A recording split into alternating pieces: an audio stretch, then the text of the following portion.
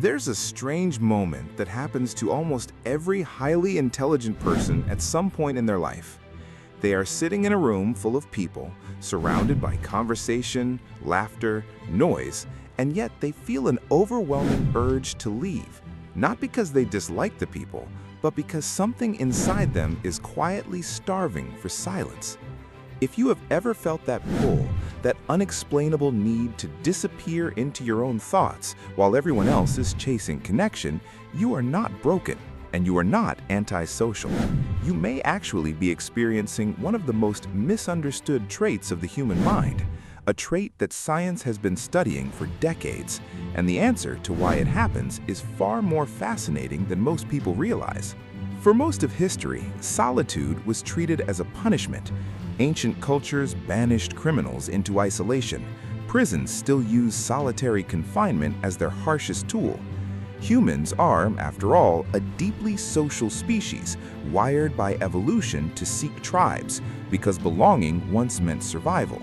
So when researchers began noticing that a specific group of people consistently chose solitude over social interaction and seemed to thrive because of it, it completely contradicted what scientists had assumed about human nature. These individuals were not lonely, they were not depressed. In fact, many of them reported feeling more fulfilled, more creative, and more emotionally stable than people who spent most of their time surrounded by others. The pattern was undeniable, and intelligence kept appearing as the common thread. In 2016, a study published by evolutionary psychologists at the London School of Economics revealed something remarkable.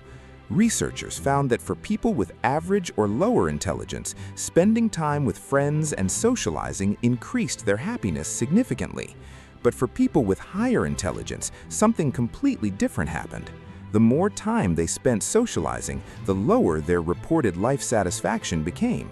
Read that again, because it defies almost everything we are taught about happiness. Most self-help advice insists that connection is the key to a fulfilling life, yet here was hard data suggesting that for a specific segment of the population, isolation correlated with greater contentment, not less. Why would the human brain reward solitude instead of punishing it? The answer lies in something called the savanna theory of happiness. For most of human history, our ancestors lived in small tribes of fewer than 150 people. Frequent social interaction was not optional. It was a tool for survival, used to share food, defend territory, and raise children collectively. Our brains evolved to associate socializing with safety and reward. But highly intelligent individuals, the theory suggests, are better equipped to adapt to modern environments that move beyond these ancient survival instincts. Their brains do not need constant social reassurance to feel secure, because they are capable of generating internal stimulation, purpose, and meaning entirely on their own. In simple terms, an intelligent mind does not need a tribe to feel safe. It can build its own world internally, and that world can feel just as rich, if not richer, than the external one. This explains a strange psychological phenomenon that many highly intelligent people experience without ever having a name for it: the feeling of being mentally exhausted after socializing, even when the interaction was pleasant. Most people assume this means something is wrong with them. In reality, it is simply a difference in cognitive processing style. Intelligent individuals tend to engage in something psychologists call deep processing, meaning they analyze conversations, emotions, and social cues on multiple layers simultaneously.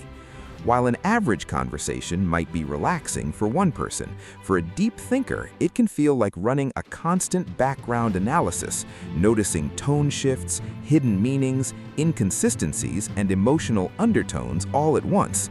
This is mentally costly, even if it happens unconsciously.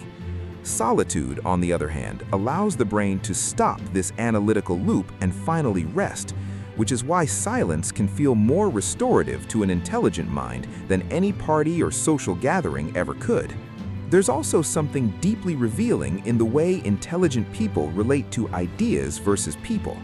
Carl Jung, the famous psychologist who introduced the concept of introversion and extroversion to modern psychology, once explained that introverted thinking types are not antisocial by nature, but they are deeply drawn toward inner exploration, conceptual thinking, and personal meaning-making. They're not avoiding the world, they are exploring an entirely different world, one that exists inside their own mind, filled with ideas, patterns, questions, and possibilities that most external conversations simply cannot offer. Highly intelligent people are often obsessed with understanding how things work, why people behave the way they do, what patterns repeat across history, and what deeper truths sit beneath surface-level small talk.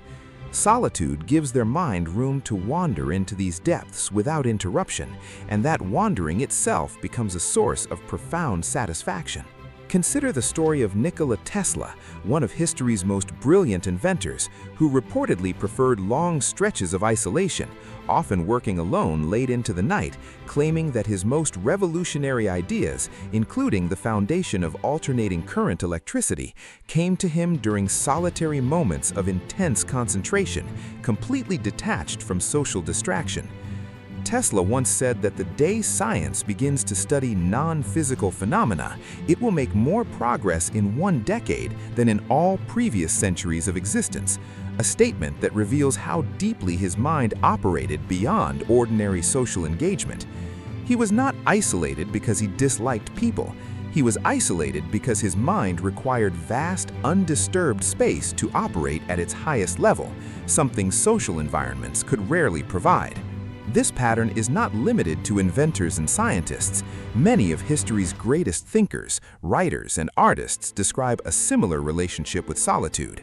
Friedrich Nietzsche wrote some of his most influential philosophical work while living a famously isolated, wandering lifestyle across the mountains of Europe.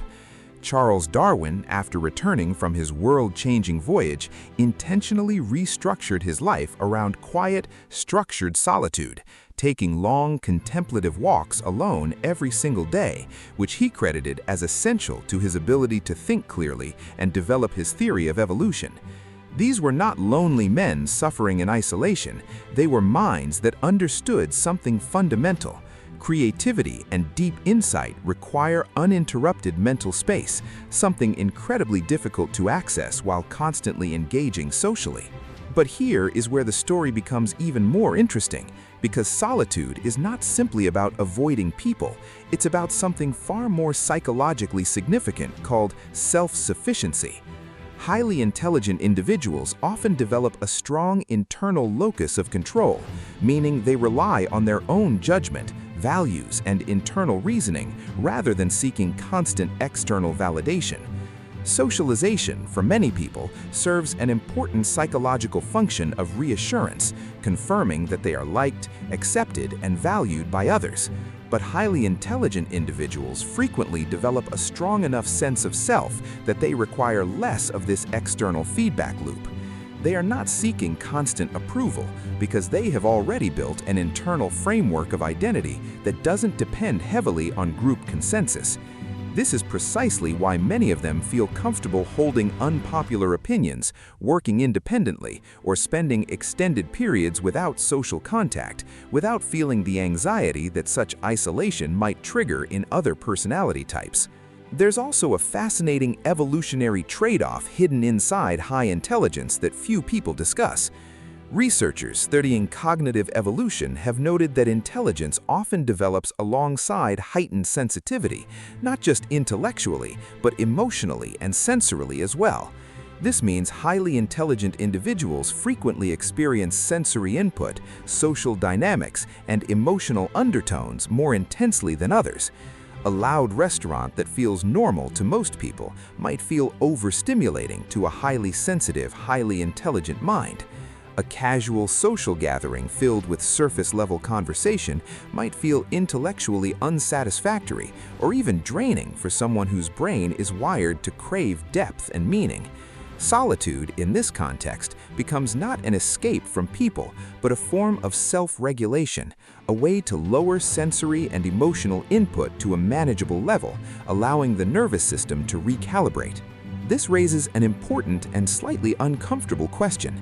If solitude is so beneficial for highly intelligent minds, why does society continue to glorify constant socialization as the ultimate measure of happiness and success?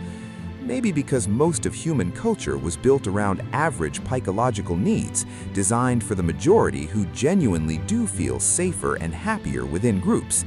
Intelligent individuals who deviate from this norm are sometimes mistakenly labeled as cold, arrogant, or socially awkward, when in reality they are simply operating according to a different psychological blueprint, one that prioritizes depth over breadth, quality over quantity, and internal exploration over external validation.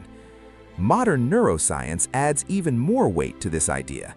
Brain imaging studies have shown that periods of solitude and quiet reflection activate what is known as the default mode network, a collection of brain regions responsible for memory consolidation, self-reflection, imagination, and complex problem-solving.